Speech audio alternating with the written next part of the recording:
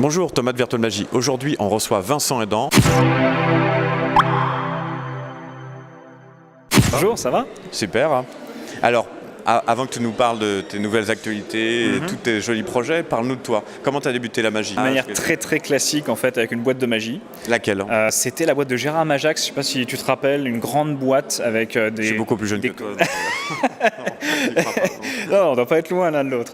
Mais non, j'ai commencé avec cette boîte-là, et c'est vrai que je l'ai pas mal saignée, et mon frère a eu la même, ma sœur a eu la même, ils étaient un peu plus petits que moi, et eux ça n'a pas accroché du tout. Et je sais pas pourquoi, en fait, moi ça a eu un déclic, et j'ai jamais arrêté, à part l'année du bac, je crois, pour pas trop me foirer quand même. Donc voilà, très classique, la boîte de magie, très jeune, à 7 ans. Et donc tu as continué, ça a été quoi, les cartes tout de suite? Oui, parce que j'étais dans un petit village à côté de La Rochelle en France et il n'y avait pas de club, il n'y avait pas de magasin, il n'y avait rien.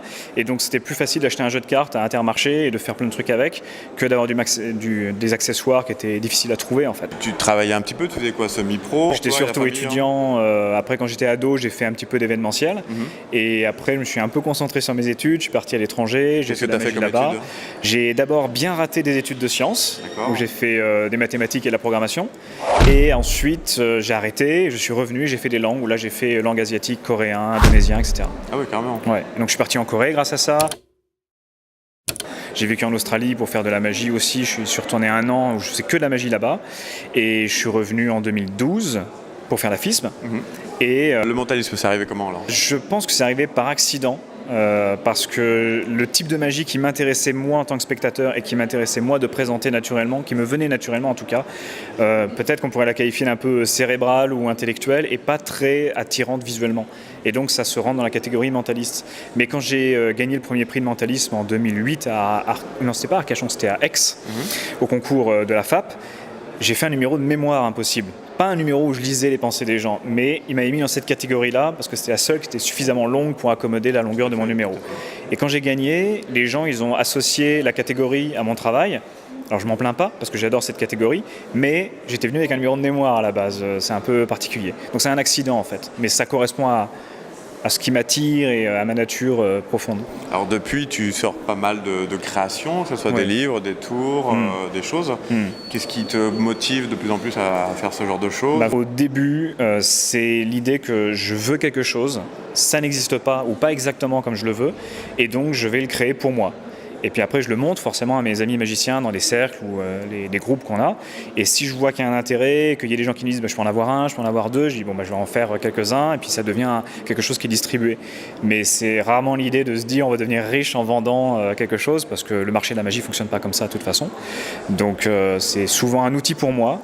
Et c'est pour ça que ce que je fais, des fois, peut sembler un peu difficile. Par exemple, pi. Tu nous rappelles ce que c'est? C'est un effet de mémoire avec la valeur pi, donc 314, 159, 2153, etc. Et je donne l'impression d'en avoir mémorisé 10 000 décimales. D'accord. Alors c'est faux.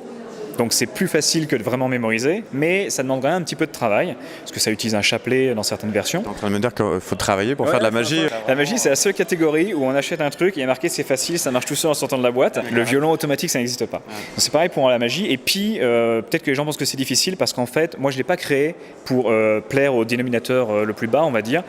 C'est pas de la politique, c'est un truc pour moi. Donc c'est la méthode qui me plaît. Et des fois, elle plaît aussi aux gens, mais ce n'est pas toujours le cas. Alors là, tu es ici, on t'a demandé ton livre, mais apparemment tu ne l'as pas encore. Ouais. Mais c'est quoi ce nouveau livre? Alors j'avais écrit un bouquin il y a 2 ans qui s'appelait Votre esprit et mon terrain de jeu, qui est une collection d'effets, il y a 13 effets je crois, en close-up et en scène, et qui sont des effets qui avaient une vocation très simple, c'est justement d'être très simple, très direct, très facile à faire avec pas du matériel compliqué, mais qui avait aussi un intérêt dans la présentation, parce que je voulais pas faire une énième carte ambitieuse ou une énième Matrix, bon, surtout en mentaliste, c'est pas le sujet. C'était faire des effets où la présentation est attirante pour les gens et ils se font presque plus embarquer par l'histoire et ce qu'on présente et l'interaction qu'on a avec eux que par l'impossibilité de l'effet, qui est présente, mais on se concentre sur la présentation. Et là, j'ai sorti le 2e volume, qui est en fait prêt depuis 2 ans, j'y réfléchis.